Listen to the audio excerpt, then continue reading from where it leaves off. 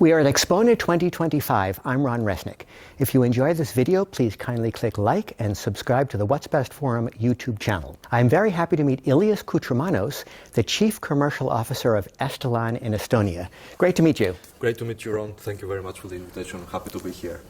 What is the sonic philosophy of Estelon and Alfred? When you put these loudspeakers in a client's home, what are you hoping to achieve? What are you hoping that client experiences? Alfred's design philosophy came from the idea of having speakers that work and interact well with the actual living room, interior, the walls, the floor, the ceiling, everything. And this is how he started designing speaker based on the idea how the drivers can perform in the best possible way. What you see, this curved cabinet, relies on a philosophy that applies to all our models, for starters. This is quite important. The design process started from the bottom up. Alfred decided that the woofers should be at the lower part of the cabinet so they can couple with the floor basically and provide more energy. And at the same time, since they require energy, the bigger part of the cabinet is usually at the bottom, for stability basically. As we were going up, he placed the mid-woofer, we call the mid-range woofer, mid-woofer driver, and the mid-range above the tweeter at the highest possible position of the cabinet so he could eliminate the early reflections of the floor.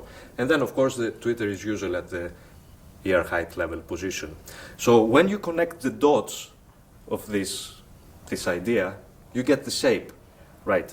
At the same time, all these curves near the drivers eliminate any diffraction effects. I'm going to ask you more about the design priorities. Right. But when you install the speakers in a customer's home, Are you trying to recreate an original musical experience? Are you trying to recreate what's on the master tape? What are you hoping the client emotionally achieves? Well, everybody, I assume, tries to recreate this experience of what the artist and the producer intended to the listener to hear. For us, what was important is the emotional engagement. How can that be achieved with a realistic soundstage, 3D picture? This is what we believe our speakers are thriving. Like, this is our best selling point in a way. We believe that we can recreate excellent soundstage. Why do you use a marble composite rather than a phenolic resin or a granite or some other material? This was Alfred's development over the years.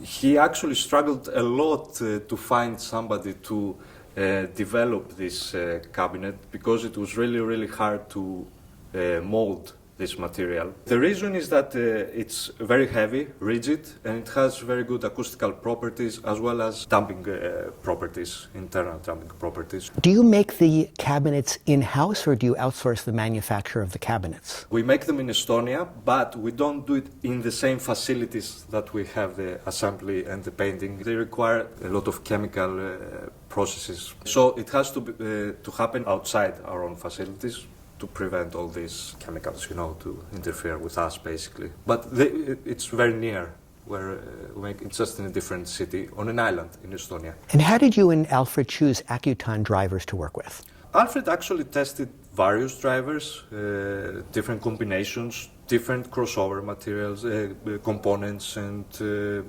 connectors, cabling and everything, in order to achieve his vision of how the sound should be like.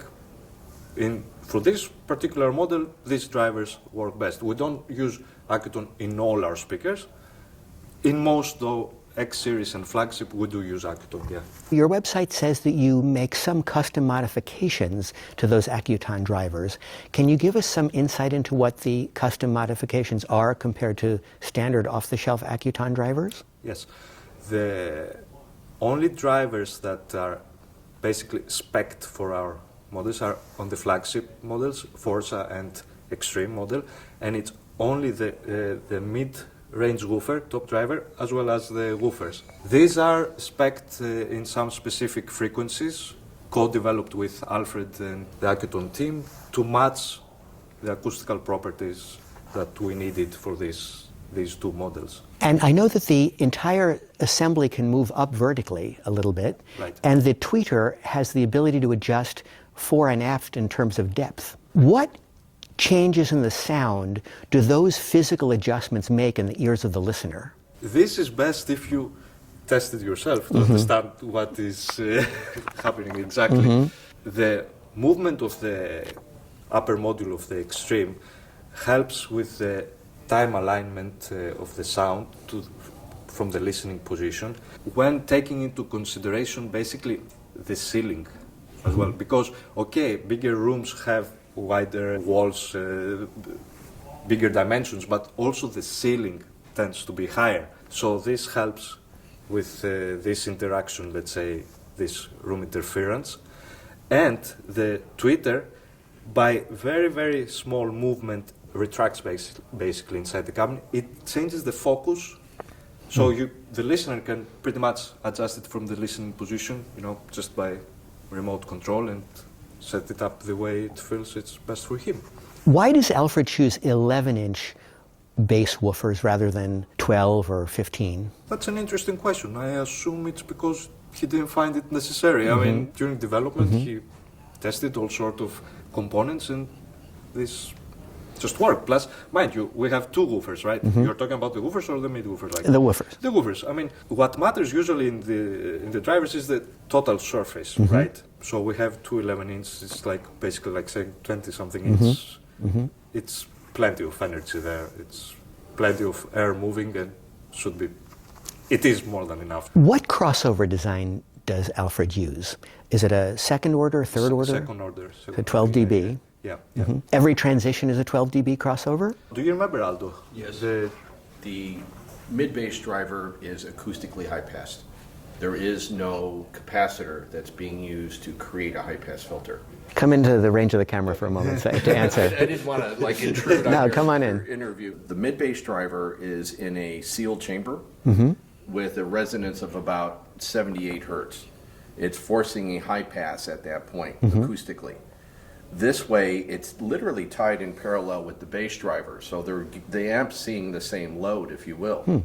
But because it is acoustically high passing at 80 hertz, you get a beautiful 12 dB bezel filter, if you think about it from that aspect, where it has proper time alignment with the bass driver at that low of a frequency, even though there's a distance, and you don't have a radical phase angle. So you have more linearity in phase by going with the acoustic high pass, if you will. So it makes a more natural transition. That's one of the reasons why when we send these out to dealers that are unfamiliar with Estelon, they can't believe that there's so much energy that's coming out of the mid-bass driver, and they keep thinking that it's coming out of the bottom drivers until they play something that's got energy with fundamentals 60 hertz, 40 hertz. Then it wakes up the bass driver on the bottom. But it's really the mid-bass that's doing all that heavy lifting. What Aldo says, which applies to all our models, is that for the woofers, we have low crossover point, usually in this particular case, it's at around 80 hertz. So most information is coming from here. In general, the philosophy is to maintain proper acoustic phase in the transition between the drivers. What we've focused most on with the Estelon speakers is their interaction with normal acoustics in a room. So what is different from Estelon than pretty much anybody else at this particular point in time, if you think about it, this is like a subset in the old school days, right? So this is a time-aligned subset system. And by having the ability to raise and lower this cabinet, allows you to custom tune it for the positioning in the room, your acoustic interference, if you have a high or low ceiling, and how that affects the mid-range and the mid-bass. It's really pretty drastic how much you could tune this speaker with just subtle movements of the structure. Thank you. Yeah, you're very welcome. I appreciate that crossover. I appreciate the crossover cameo. On the website, there's a discussion of the special clamp connector that you use. What is special about that? It's not an actual connector. It's basically just a sheet of copper connected straight to the crossover. So you just place the cable in whatever format. Is it spade, is it bare? We even recommend bare wire, completely bare wire. You just place it on the piano-like clamp. It's pure signal directly to the crossover network, basically. So, Do you know if Alfred has ever considered a Diapolito array where you would have a mid-range on top and bottom of a tweeter? Right. We have the Aura model, our entry-level speaker, which is almost, it's not exactly the Diapolito because it has very, very particular specifications, but it is mid-range tweeter, mid-range format. So, yeah.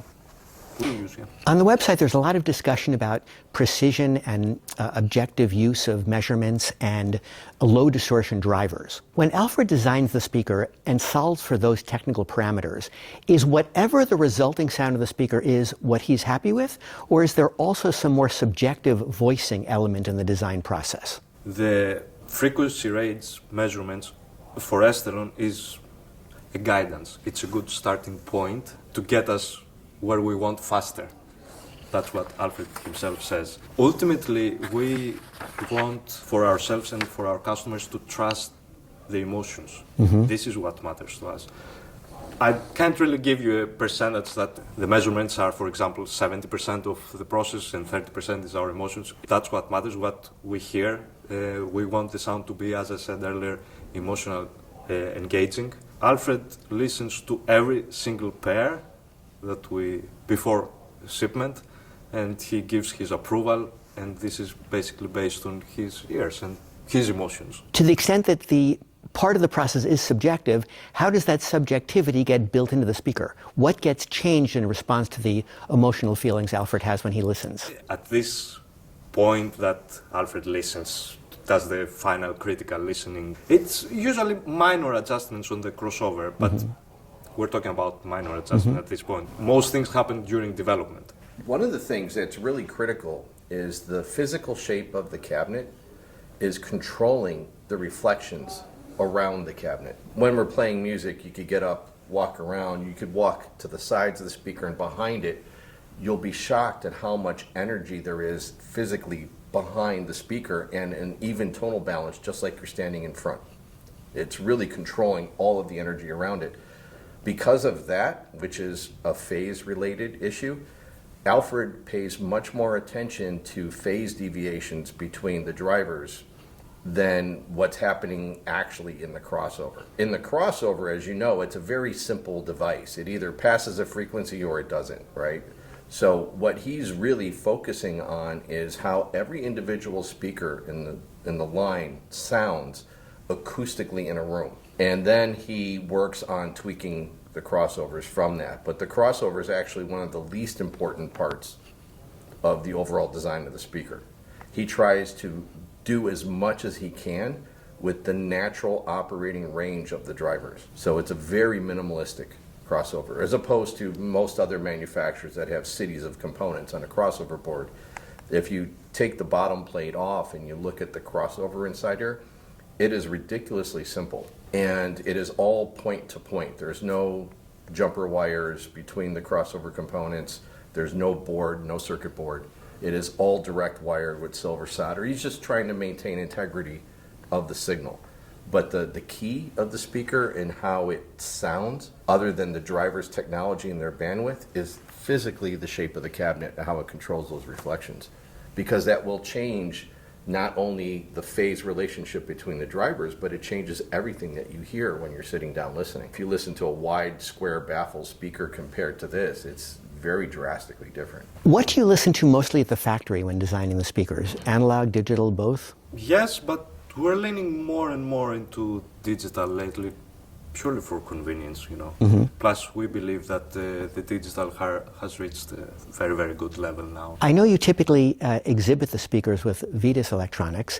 What has been your experience using tube electronics on the extremes? As a matter of fact, I don't think I've ever used Okay. tube electronics. We recommend solid state pretty much for all our models. It's better stability, especially for the lower end. So, To what impedance does the speaker dip at its lowest? 2 ohms. And what's the next new product we should expect from Estelon? Next month it's high-end Munich, of course, and it's the very last one as well, which is quite significant.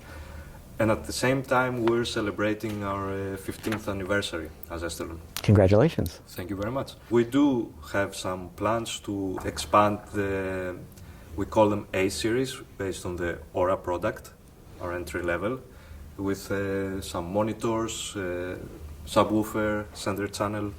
It's going to be a full, complete series, and that's going to be on display in Munich. Has Alfred ever considered a 4-tower system where some of the woofers are outboarded into a separate tower cabinet? Alfred has many ideas. He works in many projects. We'll see in the future. Things will appear, and we're always developing new products. Did you just say that you'll be releasing a standalone subwoofer in the new line? It's going to be a standalone active subwoofer, but it will be only compatible with the A-series products. The Aura and the Aurelia, which is the monitor.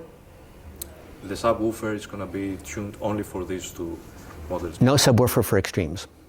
No, because they don't need for starters, but also, there is so many in the market, and if a customer wants to have subwoofer, he's of course free to buy what he feels matches better to his, listening experience and all. Ilias, great to meet you. Great Thank to you so meet much you. for taking the Thank time you. and have a great show.